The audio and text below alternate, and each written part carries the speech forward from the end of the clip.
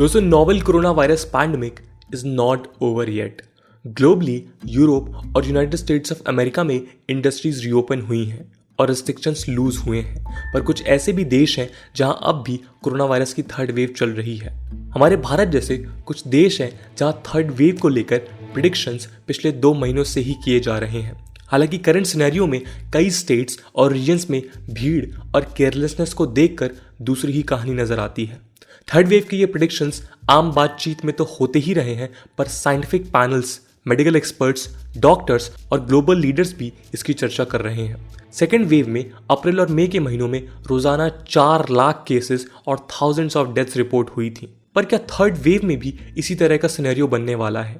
Government panel में involve scientist ने 3 scenario तैयार किए हैं, जिनमें एक ऑप्टिमिस्टिक, एक इंटरमीडिएट और एक पेसिमिस्टिक सिनेरियो है। अब ये प्रेडिक्शंस कितने सच होंगे ये तो वक्त ही बताएगा, पर आज हम इस वीडियो में करेंटली मौजूद फैक्ट्स और डेटा के हिसाब से समझने की कोशिश करेंगे कि क्या होगा थर्ड वेव ऑफ कोविड-19 में। नमस्कार दोस्तों, मेरा नाम है आदर्श और स्वागत है आपका स्टडी IQ में।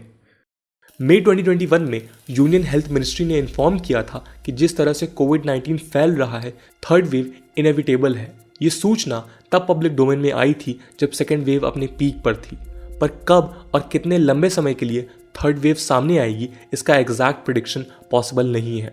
कोविड-19 के कई सारे वेरिएंट्स इंडिया में एक्टिव हैं। सेकेंड वेव में मेजरली केसेस डेल्टा वेरिएंट के थे, जिसने अप्रैल और मई में भारत में मेडिकल इंफ्रास्ट्रक्चर को कोलैप्स करा दिया था। ये वेरिएंट यूँ तो अक्टूबर 2020 में इंडिया में पहली बार सामने आया था, पर अब ये वेरिएंट करीब 98 कंट्रीज में मौजूद है और इनमें से कई कंट्रीज में एक डोमिनेंट स्ट्रेन भी है। लोग हॉस्पिटल से लेकर ऑक्सीजन सिलेंडर तक के लिए दर दर भटक रहे थे। हजारों की संख्या में डेथ्स हुई और रिपोर्ट्स में एक कहर का माहौल नजर आया। इस वेरिएंट के अलावा Brazil variant, south African variant और अमेरिकन वेरिएंट भी प्रेवेलेंट थे। लेकिन अब सवाल ये है कि जब सेकेंड वेव को पीक पर आए करीब 2 महीने गुजर चुके हैं, तो थर्ड वेव कब आ सकती है? दोस्तों, सेंट्रल गवर्नमेंट के एक पैनल में साइंटिस्ट का मानना है कि यदि कोविड-19 एप्रोप्रिएट बिहेवियर यानी मास्क, हैंड वॉशिंग, सोशल और फिजिकल डिस्टेंसिंग का पालन नहीं हुआ तो थर्ड वेव अक्टूबर से नवंबर के बीच आएगी। ये पैनल जो कोविड-19 केसेस की मॉडलिंग पर काम कर रहा है, कहता है कि इस वेव के पीक टाइम में सेकेंड वेव की तुलना में लगभग आधे केसेस होंगे। दोस्तों, सूत्रा मॉडल जो कोविड-19 ट्रेजेक्टरी का मैथमेटिकल प्रोजेक्शन है, उसके साथ प्रोफेसर मनिंद्रा अग्रवाल काम कर रहे हैं। उन्होंने हिंदुस्तान टाइम्स को बताया कि यूं तो पीक में सेकेंड वेव से आधे केसेस होंगे, पर यदि कोई विरुलेंट यानी खतरनाक स्ट्रेन इमर्ज होता है तो इन्फेक्शन तेजी से थर्ड वेव में भी फैलेगा। ऐसे में कई कंट्रीज कोविड-19 के डेल्टा वेरिएंट के थ्रेट से जूझ रही हैं, जिसमें इंडिया भी शामिल है। अब डेल्टा का एक एडवांस वेरिएंट डेल्टा प्लस भी एशिया में अलार्मिंग सिचुएशन बना रहा है। इंडिया में वैक्सीनेशन तो हो रहा है, पर उतनी कवरेज नहीं है जिससे एक मेजर स्प्रेड रोका जा सके। डेल्टा और डेल्टा प्लस दोनों म्यूटेशंस को लेकर एशिया और इंडिया में रिस्क राइज कर रहा है। WHO के डायरेक्टर जनरल टेड्रोस एडनॉम ने वार्निंग दी थी कि वर्ल्ड एक डेंजरस पीरियड विटनेस कर रहा है। उन्होंने कहा कि ये डेंजर डेल्टा वेरिएंट के रैपिड ट्रांसमिशन के कारण एक्सपोनेंशियली बढ़ रहा है, जिससे पैंडेमिक का यह पीरियड बहुत खतरनाक है। इन टर्म्स ऑफ कोविड-19 यदि देखें तो इंडिया में एशिया कॉन्टिनेंट में सबसे ज्यादा इन्फेक्शंस हैं और ग्लोबली सेकेंड मोस्ट। अब तक 30.5 मिलियन लोगों से ज्यादा कोविड-19 मामले सामने आ चुके हैं और 4 लाख से ज्यादा डेथ्स हुई हैं। रिकवरी रेट 97% है और वीकली पॉजिटिविटी रेट 5% से नीचे है। साथ ही साथ 350 मिलियन यानी करीब 35 करोड़ लोगों को वैक्सीन डोजेज लगाए जा चुके हैं। डेल्टा प्लस वेरिएंट का पहला केस भारत में जून 11 को रिपोर्ट किया गया था। अभी सेकेंड वेव को कंक्लूसिवली खत्म नहीं माना जा रहा है, पर इसी बीच दोस्तों, थर्ड वेव को लेकर state bank of India recently एक रिपोर्ट पब्लिश की है। SBI ने सेकेंड वेव को मोर और लेस करेक्टली प्रेडिक्ट किया था और अब थर्ड वेव के बारे में रिपोर्ट का कहना है कि मिड अगस्त में ये वेव भारत में शुरू होगी। रिपोर्ट के मुताबिक केसेस का पीक सितंबर में हो सकता है।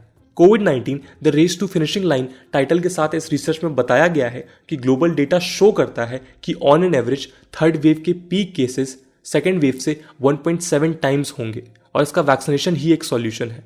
लेकिन इंडिया की केवल 4.6% पॉपुलेशन को ही पूरा वैक्सीनेट किया गया है और 20.8% लोगों को पहला डोज लगा है, जो कई कंट्रीज से बहुत कम है।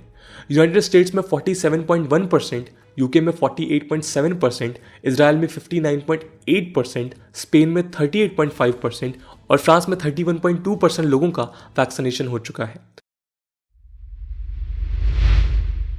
दोस्तों, एसबीआई की रिपोर्ट को रिस्पॉन्ड करते हुए यूनियन हेल्थ डिपार्टमेंट के ज्वाइंट सेक्रेटरी लव अग्रवाल ने कहा कि वेव्स चैलेंजेस नहीं है। उन्होंने कहा वेव्स सिस्टम में होने वाली चीजों की पोस्ट फैक्टो एनालिसिस है। वायरस और ह्यूमंस में इंटरेक्शन से वेव्स बनती हैं। वेव्स आएंगी, वायरस म्यूटेट होंगे और लोग इम्यूनिटी डेवलप करेंगे। इम्पैक्ट इन बातों पर डिपेंड करता है। उन्होंने कहा कि पहला चैलेंज तो ये है कि सेकेंड वेव अभी क्लोज नहीं हुई है। इसके अलावा ह्यूमन बिहेवियर की यदि कोई वेव आती है तो हम इसके इम्पैक्ट को कितना मिटिगेट कर सकते हैं, वो दूसरा चैलेंज है। हमारे बिहेवियर से कितना सोशल डिस्टेंसिंग मेंटेन करेंगे और कितना कंटेनमेंट रूल्स को मानेंगे, वो एक चैलेंज है।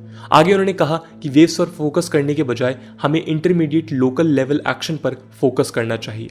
उन्होंने ये भी कहा कि हमें स्टडीज क्या कहती हैं सुनने के बजाय देश में जहां भी इन्फेक्शन सर्ज होता है वहां क्रिटिकल कंटेनमेंट करने की जरूरत है। Indian Council of Medical Research के director general doctor Balram Bhargava कहते हैं कि पॉजिटिविटी रेट पर क्लोज वॉच मेंटेन करना चाहिए। उन्होंने कहा कि इससे सेकेंड वेव में भी हेल्प मिलती थी और जैसे ही पॉजिटिविटी रेट 10% के बियॉन्ड जाए उन प्लेसेस को इन्वेस्टिगेट और कंटेन करना जरूरी है। दोस्तों, थर्ड वेव के आने से पहले कुछ होप्स भी हैं जो थर्ड वेव को प्रोबेबली कम घातक बना सकती हैं। रिसेंटली दिल्ली, मुंबई और उत्तर प्रदेश में सीरो सर्वेस हुए जिसमें हेल्थ एक्सपर्ट्स को कॉन्फिडेंस दिया कि इंडिया अब बेटर प्रिपेयर्ड है। सीरो सर्वेस दोस्तों टारगेट ग्रुप ऑफ पीपल के ब्लड सीरम टेस्ट को कहते हैं, जिससे कोरोना वायरस, सार्स जैसी बीमारियों के ट्रेंड्स को डिस्ट्रिक्ट लेवल पर मॉनिटर किया जाता है। और इन 3 शहरों के सीरो सर्वेस टारगेट पॉपुलेशन के 50% पार्टिसिपेंट्स में एंटीबॉडीज दिखाते हैं। दोस्तों, मुंबई के सीरो सर्वे में सामने आया है कि शहर के 58% बच्चों में नेचुरली एंटीबॉडीज मौजूद हैं। इसका मतलब ये है कि उन्हें सेकेंड वेव में इन्फेक्शन तो हुआ पर वो रिकवर हो गए।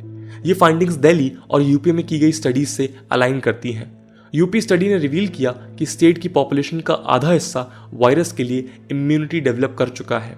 दिल्ली में एम्स और WHO के द्वारा किए गए सीरो सर्वे में 70% पॉपुलेशन में एंटीबॉडीज पाई गई हैं, जो एक पॉजिटिव न्यूज है। इसके अलावा सेकेंड वेव में बढ़े प्रेशर से मेडिकल इंफ्रास्ट्रक्चर भी बेहतर हुआ है। टाइम्स ऑफ इंडिया की एक रिपोर्ट के मुताबिक इंडिया में अब 18.5 लाख से ज्यादा कोविड-19 बेड्स हैं और हॉस्पिटल्स में 50,000 ICU बेड्स ऐड किए गए हैं। देश में अब 8 लाख आइसोलेशन बेड्स और ऑक्सीजन सपोर्ट के साथ 1.7 लाख बेड्स अवेलेबल है। दोस्तों, कोविड-19 पैंडेमिक के पहले भारत में 8 वेंटिलेटर मैन्युफैक्चरर्स थे जिनकी एनुअल कैपेसिटी 3,360 वेंटिलेटर सप्लाई की थी। इस पैंडेमिक में 9 और मैन्युफैक्चरर इस फील्ड में एंटर हुए हैं और अब इंडिया की एनुअल कैपेसिटी करीब 4 लाख वेंटिलेटर्स एनुअली सप्लाई करने की हो चुकी है। सेकेंड और थर्ड वेव में दोस्तों आपने रेमडेसिविर का काफी नाम सुना होगा। इसकी शॉर्टेज और ब्लैक मार्केटिंग फर्स्ट और सेकेंड वेव में एक मेजर सेटबैक था। अब रेमडेसिविर जैसे मेडिकल मेडिसिन का प्रोडक्शन 300% बढ़ गया है। जो पहले 38 लाख पर मंथ था, अब वो 119 लाख पर मंथ है। फरवरी मार्च 2020 में जहां केवल national institute of virology Pune he testing site थी, आज इंडिया में 2463 टेस्टिंग लैब्स हैं और 15 लाख से ज्यादा सैंपल टेस्टिंग रोजाना हो रही है। इंडिया दोस्तों वायरस वेरिएंट को ट्रैक करने में अब सीरियस होता नजर आ रहा है। सेकेंड वेव एक इन्फेक्शियस म्यूटेटेड वेरिएंट से फैली थी। इसके पहले तक इंडिया का जीनोम सीक्वेंसिंग में ट्रैक रिकॉर्ड एक्सट्रीमली पुअर था। जहां यूके ने 9% सैंपल्स जीनोम सीक्वेंसिंग के लिए भेजे, वहीं भारत ने टारगेट 5% सैंपल्स की जगह केवल 0.1 सैंपल सेंड किया। लेकिन ये टेंडेंसी सेकेंड वेव ने चेंज कर दी। अब कंपैरेटिवली ज्यादा सैंपल्स भेजे जा रहे हैं और राजस्थान देश का पहला स्टेट है जिसने खुद की जीनोम सीक्वेंसिंग लैब खोली है। दोस्तों, यूके, यूएसए और ग्लोबली कई कंट्रीज कोविड-19 की वेव से गुजर चुकी हैं। पैंडेमिक के हिस्टोरिकल ऑकरेंसेस भी यही बताते हैं कि ये वेव्स में ही आती हैं। अब वो भले ही 1918 से 1919 का स्पेनिश फ्लू हो या 2009 की H1N1 पैंडेमिक, जबकि पुरानी पैंडेमिक कोविड-19 में आने वाली सिचुएशन को बिल्कुल प्रिडिक्ट नहीं करती हैं, पर एक फेयर पैटर्न समझा जा सकता है। दोस्तों, कोविड-19 की थर्ड वेव डेडली होगी या नहीं ये तो वक्त ही बताएगा, पर यदि ह्यूमन बिहेवियर के साथ साथ रैपिड वैक्सीनेशन और स्ट्रॉन्ग ट्रेसिंग और कंटेनमेंट हुआ तो कोविड-19 मिटिगेट किया जा सकता है। पर यदि इनमें से किसी में भी ढील हुई तो सिचुएशन किसी भी डायरेक्शन में जा सकती है। दोस्तों, आपका क्या ओपिनियन है? कि कोविड-19 पैंडेमिक की थर्ड वेव को हम किस तरह से कंट्रोल कर सकते हैं और कैसे उसकी इफेक्टिवनेस को या उसकी स्प्रेड को कंट्रोल कर सकते हैं। कमेंट सेक्शन में ज़रूर बताइएगा। हम आशा करते हैं कि इस पैंडेमिक के दौरान आप स्वस्थ होंगे और अपना ख्याल रख रहे होंगे। हम मिलते हैं अगली वीडियो में, तब तक के लिए जय हिंद, जय भारत।